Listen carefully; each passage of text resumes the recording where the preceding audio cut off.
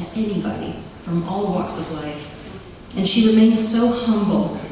She would light up when a new investigator would present an idea. She wasn't afraid of new ideas.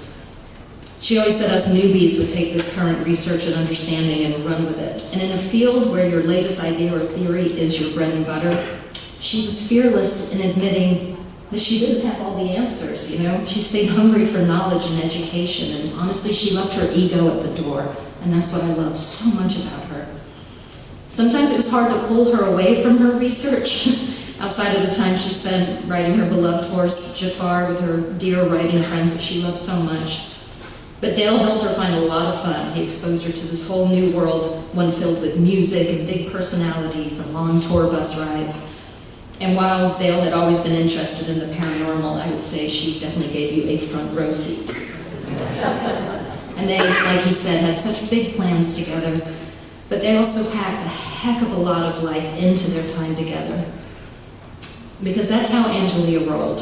If you wanted to be by her side, you had to eat your Wheaties. And she took me under her wing as an investigator, and we decided to create a television show based on our adventures called UFOGIRLs, like you said. We drive around the country with Dale and Merle's tour bus and investigate the top cases, do our best to leave experiencers with some peace.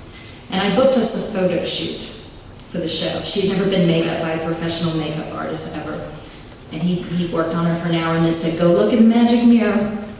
I wasn't sure this was going to go too well. She looked, she couldn't believe the fake lashes. I thought, oh, she's going to hate this, she's going to hate it. She wore those lashes until those suckers fell off like 3 days later. She loved to get dolled up.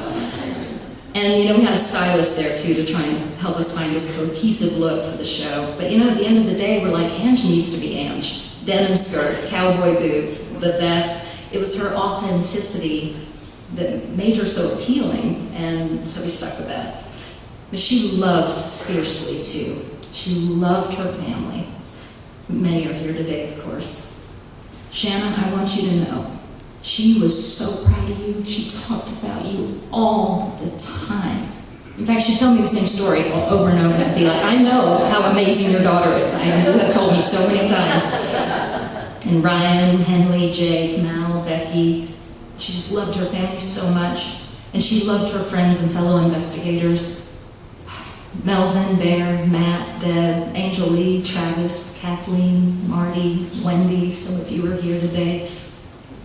I could talk for hours and not begin to touch on how many people she touched. She had so much power wrapped up in this tiny little package. And surrender really wasn't a word in her vocabulary. But a few weeks before she passed, we had a night where an ambulance had to be called.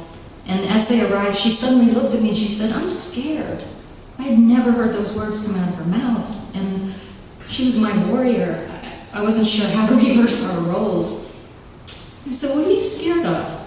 She said, "Well, I don't know how to do this." I said, "Do what?" She goes, "I've never died before. I don't know what to do." It was so Ange. It was so adorable and frightening, but it was just so Ange, because you know, she knew how to find solutions. She could do the math. She loved a good textbook, but this was unlike anything else.